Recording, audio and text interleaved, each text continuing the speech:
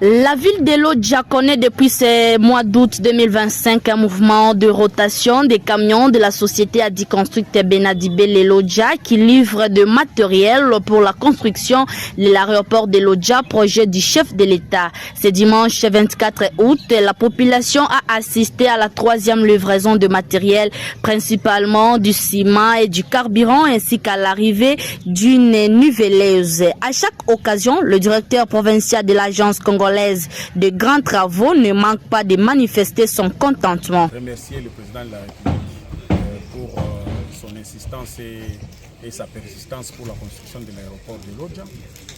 Évidemment, nous remercions aussi le directeur général de l'agence congolaise de grands travaux, le DG Nico Nzaounzaou, pour son coaching et pour sa persévérance pour que ces travaux puissent réellement commencer et terminer.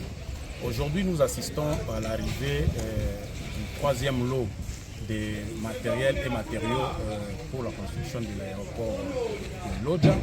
Et ce lot comporte essentiellement une niveleuse, toute neuve, que vous voyez ici derrière nous, un engin très important dans la construction des infrastructures sûrement routières et surtout que ça concerne beaucoup plus la piste d'atterrissage et de décollage de l'aéroport.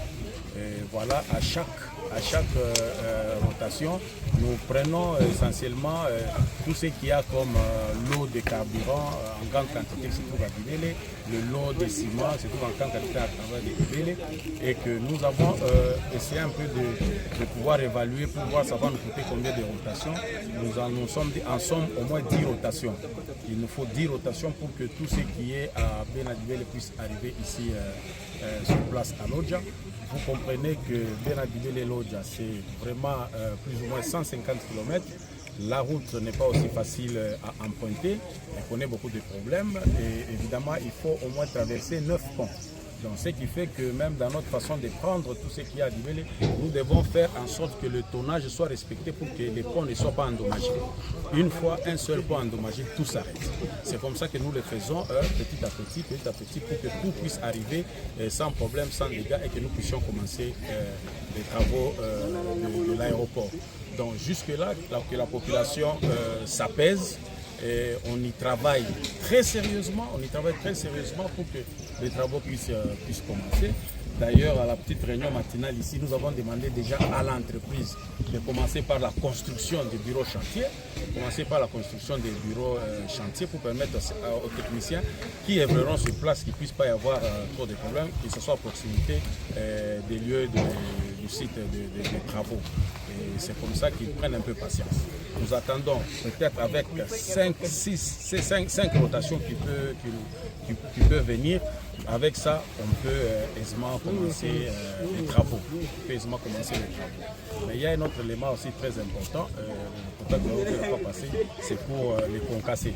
Évidemment, nous avons voulu précéder les choses pour que nous puissions trouver un site où nous pouvons nous trouver carrément la roche pour nous permettre d'avoir les concassés pour le béton. Vous savez, la piste c'est essentiellement en béton.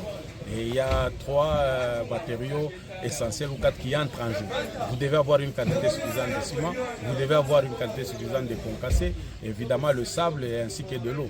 Donc vous voyez que tout ça, nous sommes en train de battre en phase préparatoire ici pour que ça soit là et que les travaux puissent commencer sans problème. Oui, nous avons connu une difficulté parce que les jours passés ici, la bétonnière devrait être directement aussi de ce lot.